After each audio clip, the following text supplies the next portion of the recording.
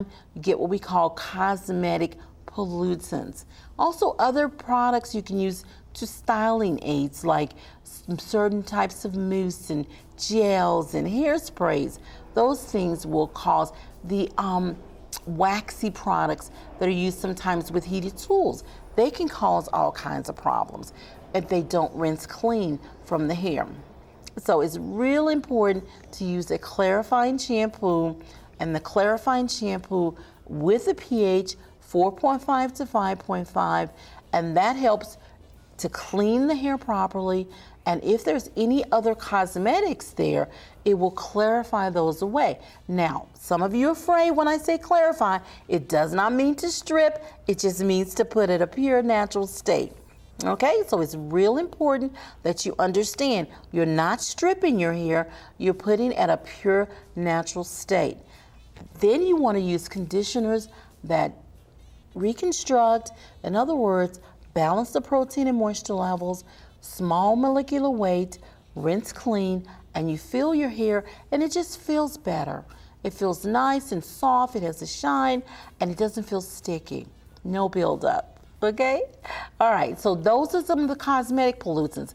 What about scalp pollutants? Scalp pollutants are common for several reasons.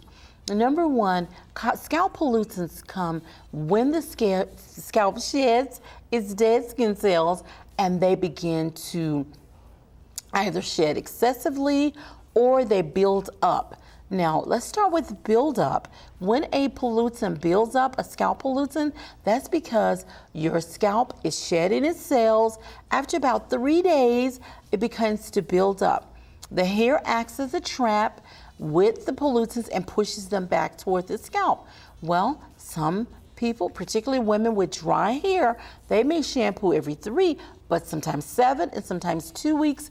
I met a little lady, she was about 70 years old, naturally straight hair, fair skin. I was shocked. And she said, I don't shampoo anymore. I just use conditioner, and her hair was very, very greasy looking on her head. But she seems to be content. She was so afraid of drying it out. But her pollutants were building up on her scalp, cosmetics as well as scalp pollutants. So even people with oily hair will have these types of pollutants. The next category, I want to tell you the second type of pollutants from the scalp can be dandruff. Dandruff by definition is an excessive peeling of the scalp. As I said, the scalp will peel its dead cells, but when it becomes excessive, it's labeled as dandruff. Then you get into all the scalp diseases.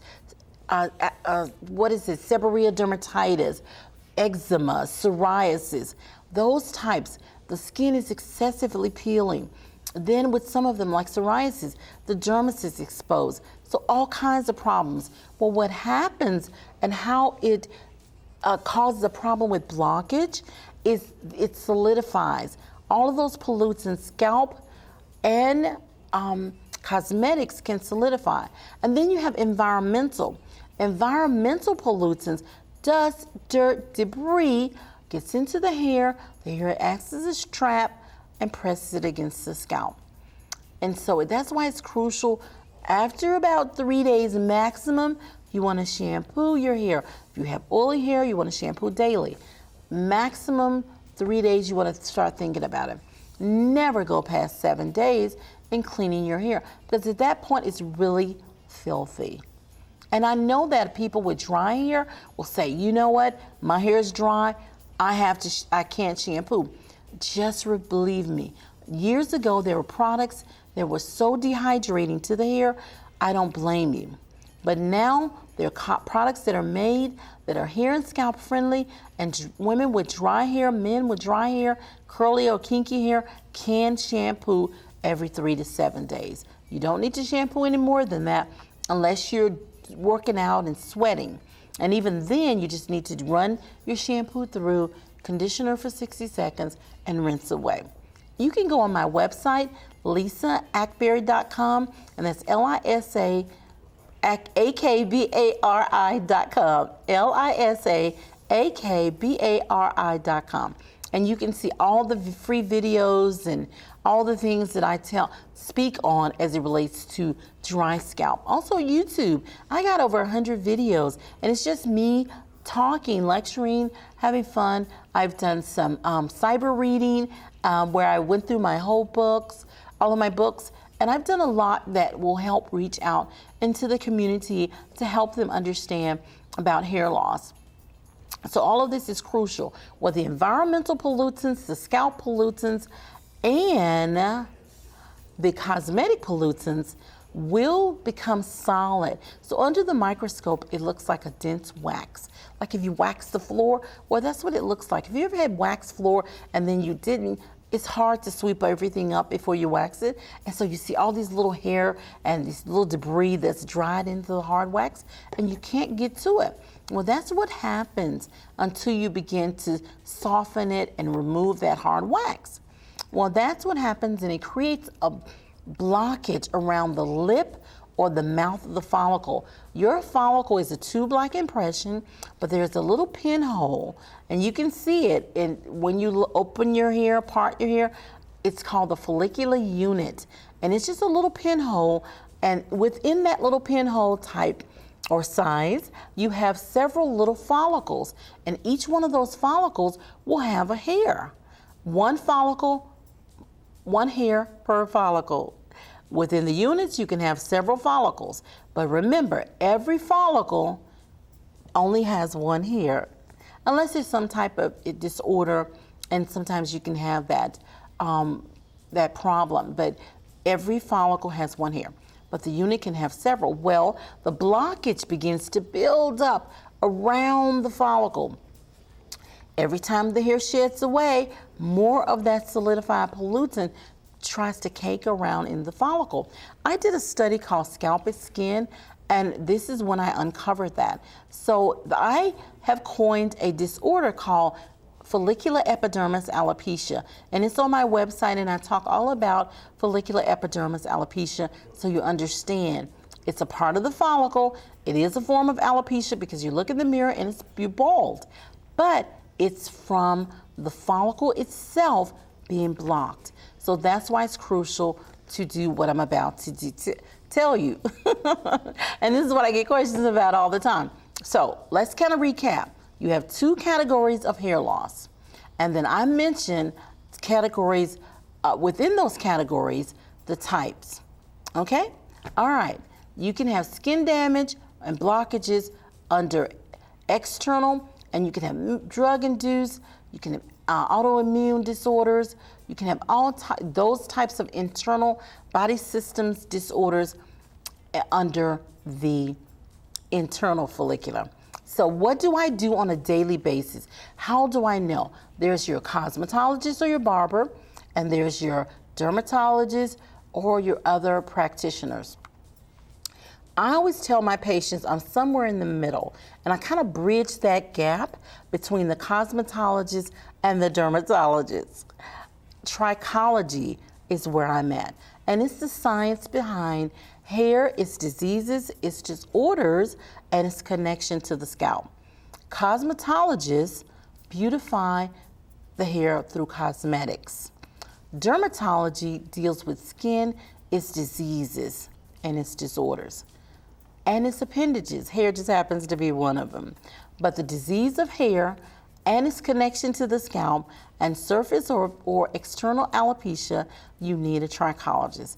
Basically what I do every day, I do microscopic and physical examinations of the scalp. First, I view the scalp under a magnifying lamp, and then I look in the lamp to look for enlarged pores and look for things that scratches on the scalp, just in, different scalp wounds and things like that, tears on the surface.